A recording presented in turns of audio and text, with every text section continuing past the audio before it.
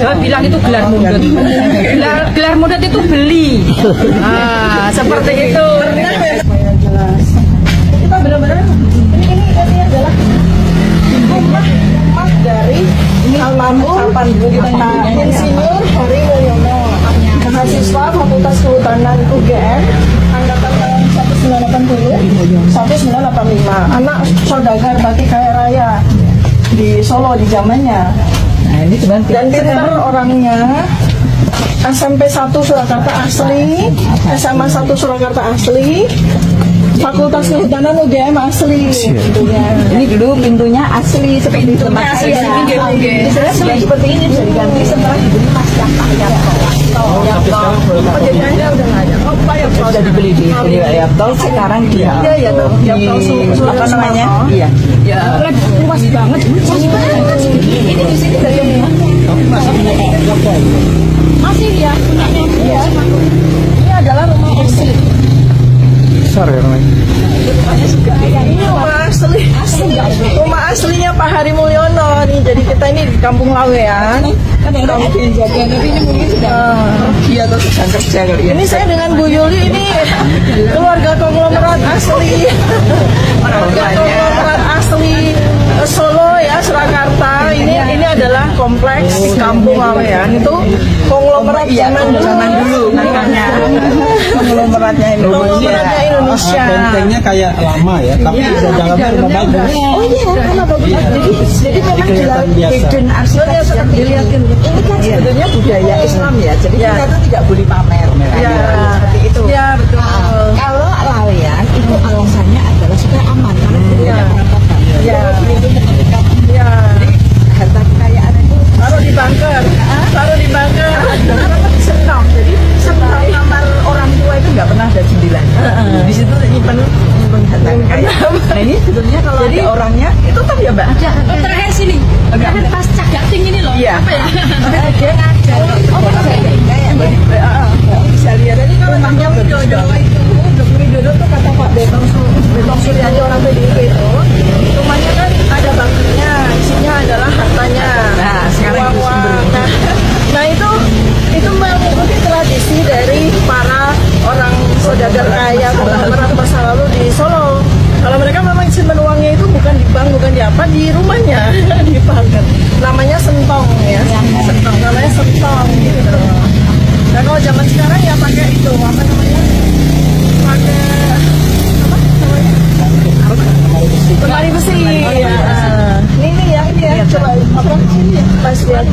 Sampai sini loh Bu. Ya ini pintunya, itu agak ting-ting itu. Ini terakhir sini. Terakhir sini. Ini yang paling terakhir ini. Habis ya, Paling terakhir rumahnya Heri Mulyono ini. Ini pintunya, dalamnya bagus sekali kayak. Kaya raya deh. Iya kayak raya. Bang, bisa diintip dari sini Bang. Luar biasa itu bangunannya Bang. Ini kelihatan ini di apa?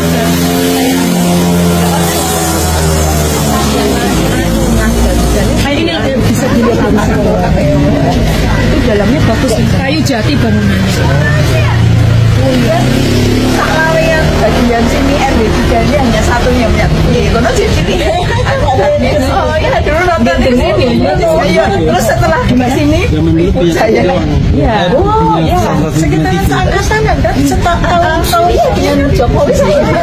Sama kalau adik kandung saya itu seangkatan dengan Jokowi ya SMP 1. Tapi nggak tahu lulus apa enggak karena dia orang biasa ya. Dia kan nggak pada terus ayo Jokowi yang itu. Ya namanya Jokowi. Saya jelaskan. Jadi di SMP 1 itu sempat favorit di Solo. Tapi ada kelas yang memang untuk parkai gitu kan. Saya tahu tuh ada kelas khusus untuk orang kaya, untuk pejabat. Jadi makanya ya katanya Jokowi di SMP 1 Surakarta, katanya Gibran juga di SMP 1 Surakarta. Cuman yang perlu kita cari itu adalah di mana teman-teman seangkatannya dia tuh. Kan nggak ada satupun yang muncul. Padahal SMP 1 Surakarta itu SMP paling favorit di Solo. Ini nggak masuk akal ya. Nggak ada satupun yang pernah bilang ya kalau teman-teman SMA-nya yang SMP 1 Surakarta kan ada beberapa beberapa yang udah bermunculan mengatakan iya Joko Widodo adalah ini teman saya kan gitu, walaupun jumlahnya nggak banyak ya, tapi untuk SMS satu suara kan masih misterius loh. Jadi ketika disampaikan bahwa tahun 81 ya dia di 81 berapa ya 7 ya kalau nggak salah SMA.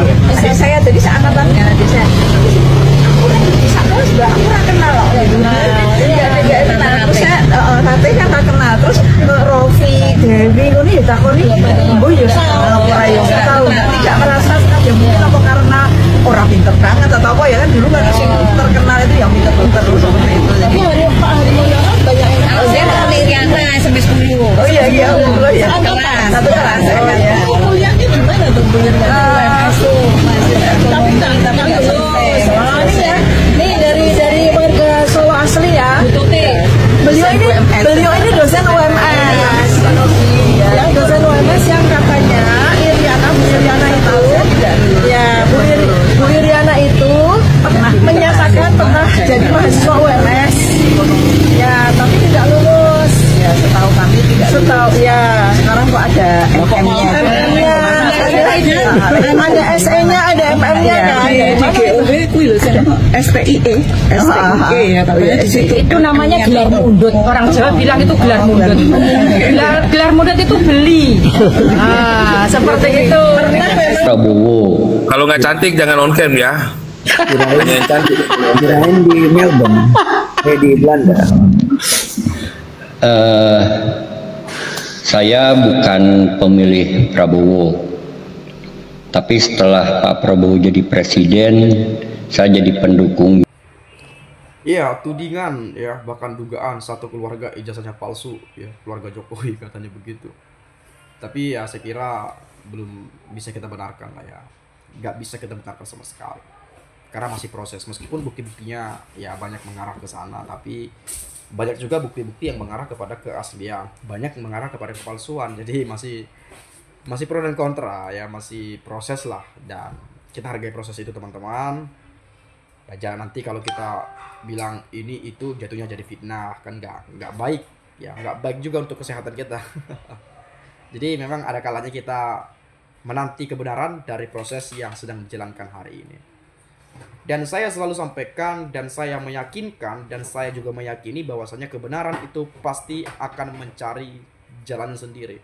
Seperti air mengalir, semakin Anda membendungnya, walaupun dibendung setinggi apapun itu, air itu pasti akan keluar ya, akan mencari jalan keluarnya, akan mengalir pada tempat manapun, pada waktunya pasti akan, bendungan itu pun bisa mungkin bocor, mungkin airnya bergelombang, kemudian jatuh ke bawah, ya kan gitu. Jadi pasti mencari jalannya. Meskipun prosesnya rumit, perlahan-lahan, tetapi pasti akan tiba. Ini soal waktu saja sebetulnya, tapi harapan saya sebagai masyarakat Indonesia, waktu itu tiba secepatnya. Besok, lusa, kalau tidak nanti. Ya, jangan dilama-lamakan lah ya, jangan bertele-tele juga, jangan berbelit-belit juga. Kalau bisa dipermudah, ngapain dipersulit? Ya, tapi kalau saya melihat kasus ini, kayaknya kalau bisa dipersulit, ngapain harus mudah kan begitu. Jadi kebalik begitu ya. Itu juga disampaikan banyak netizen. Dan ini kerap disuarakan oleh Roy CS ya, Roy Suryo CS, ada Rismon Sianipar, ada Dr. Tifauzi, ada Roy Suryo itu sendiri, dan banyak yang lainnya juga. Dan bahkan ini saya kira sudah menjadi kegaduhan nasional karena semua sudah membahas ya, yang pada akhirnya kita ketahui bahwa ijazah itu bukan aib, bahwa ijazah itu bukan kriminal, bahwa ijazah itu bukan dosa atau tindakan kejahatan yang pernah kita lakukan, tetapi itu suatu kebanggaan, prestasi yang kita dapatkan susah payah di universitas atau di sekolah-sekolah, di kampus, dengan berbagai lika-likunya, dengan berbagai mata kuliah yang kita ikuti, bahkan mungkin pernah remedial, bahkan nyusun skripsi, atau mungkin pada saat PKL, magang, KKN, dan macam-macam misalnya.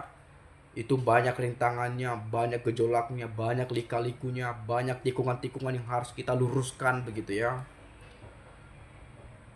Kalau lagi nyusun skripsi mungkin dicoret-coret ya, dicoret-coret. Setiap kita ketemu dosen pembimbing dicoret-coret itu. Ini salah nih, dicoret lagi.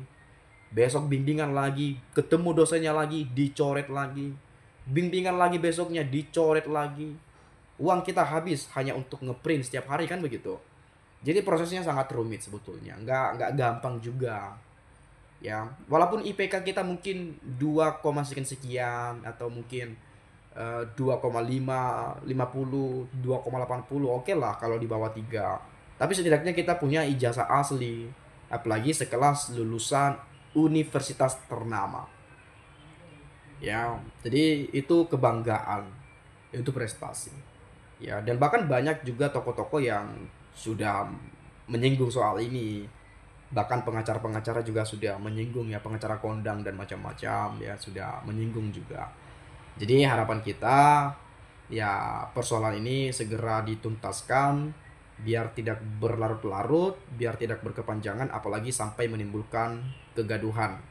Ya, kita cinta perdamaian dan kita nggak mau sesama rakyat Indonesia saling gaduh ya atau saling ribut. Apalagi kalau kita menyaksikan perdebatan-perdebatan itu urat lehernya tegang-tegang sekali. Ya takutnya bisa stroke ya. Itu kita tidak inginkan ya. Jadi ya saya kira salah satu cara ya Pak Jokowi yang legowo ya menunjukkan ijazah itu kepada mereka lah yang menduga-duga atau yang menggugat atau mungkin dibawakan ke pengadilan atau mungkin secara sukarela menunjukkan kepada publik ya itu lebih baik ya. Biar masyarakat tahu bagaimana kebenarannya sebetulnya asli atau palsu nih barang kan gitu teman-teman. Nah, saya coba melihat di sini ada beberapa penyampaian ya. Malunya sampai ke Bunubun, keluarga Jokowi pecah rekor ijazah palsu. Jokowi PK itu nyata nggak punya etika, sangat biadab bajingan. Sebetulnya kita nggak bisa katakan palsu juga. Kita juga nggak bisa klaim itu asli. Karena bahkan kita juga nggak pernah melihat fisik ijazah itu. Nah, kecuali kita melihat fisik dari ijazah asli yang diklaim asli dari UGM, baru mungkin kita bisa melihat, oh ini palsu nih, oh ini asli. Jadi kita bisa menentukan ya secara penglihatan atau mungkin secara penelitian yang dilakukan terhadap ijazah aslinya ya, bukan fotokopi ya, yang aslinya itu. Ya meskipun memang pada akhirnya fotokopi itu kan ada ya karena ada aslinya juga. Tapi sekarang yang digugat adalah ijazah asli. Nah, jika Pak Jokowi berkenan, ya silakan ditunjukkan kan gitu. Nah, kalau kita hari ini masih proses, kalau kita bilang palsu, belum tentu juga palsu. Kalau kita sebut asli, belum tentu asli juga. Karena ada bukti yang mengarah kepada kepalsuan. Ada juga bukti yang mengarah kepada keaslian. Apalagi UGM-nya sudah klarifikasi kan gitu. Nah, karena ini masih proses, ya kita tunggu saja kebenarannya dari proses ini. Meskipun saya kira kayak lama sekali kan gitu ya. Padahal tinggal tunjukkan aja gampang kok. Nah gitu. Tapi kan kita nggak tahu teman-teman ya seperti apa pemikiran-pemikiran orang, manusia yang berbeda-beda. Apalagi ini sudah ditempuh jalur hukum. Sudah masuk ke ranah hukum. Nah inilah kita nggak tahu ya. Pak Jokowi merasa terhina, merasa apa. Ya sekarang kan ada undang-undang ITE dan macam-macam itu. Jadi kita tunggu saja teman-teman, kita bersabar saja teman-teman ya. Jangan kita kemudian terlalu membenarkan ya, membenarkan pihak A, pihak B. Kalau teman-teman sih ya terserah saja. Kita kan punya penilaian yang berbeda, tetapi ya karena saya juga selaku ya saya kira pegiat media sosial ya yang buat video-video semacam ini, jadi saya nggak bisa membenarkan hal itu. Ya saya tetap menghargai prosesnya dan tidak pro pada siapapun, saya netral-netral saja kan begitu. Hanya ingin mencari kebenarannya saja. Saya kira itu saja. Terima kasih, saya ucapkan salam dan sampai jumpa.